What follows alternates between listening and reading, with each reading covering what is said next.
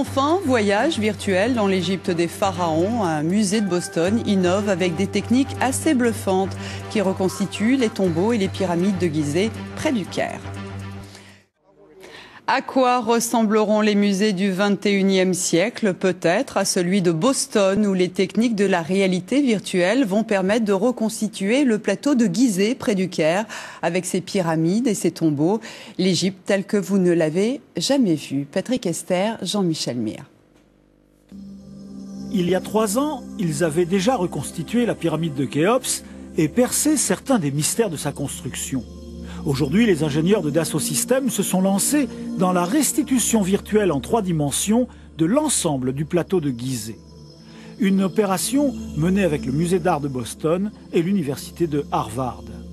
Le musée de Boston possède la plus grande base de données aujourd'hui liée au plateau de Gizeh, constituée en fait d'énormément de photographies qui datent pour la plupart du début du siècle, constituées de carnets d'expédition.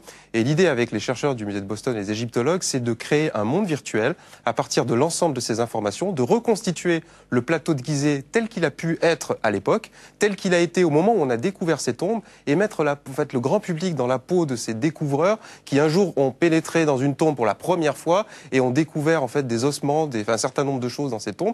Et ces expéditions virtuelles, ils vont pouvoir les mener à la fois sur Internet. S'ils disposent de télévision relief, ils pourront aussi découvrir cette application de manière interactive, ou alors dans des dispositifs beaucoup plus complexes de réalité virtuelle, comme le musée de Boston, pour vivre des expériences encore plus immersives à base de réalité virtuelle, ou dans des lieux comme la Géode par exemple.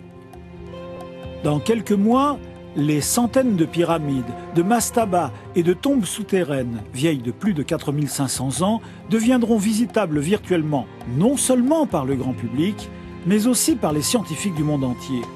Ceux-ci disposeront sur un site unique de l'ensemble des informations concernant l'Antiquité égyptienne. Et c'est ainsi que cette technique de simulation destinée à l'origine pour l'aéronautique va bouleverser le monde de l'éducation et de la connaissance. Et Soir 3 continue avec l'actualité en région.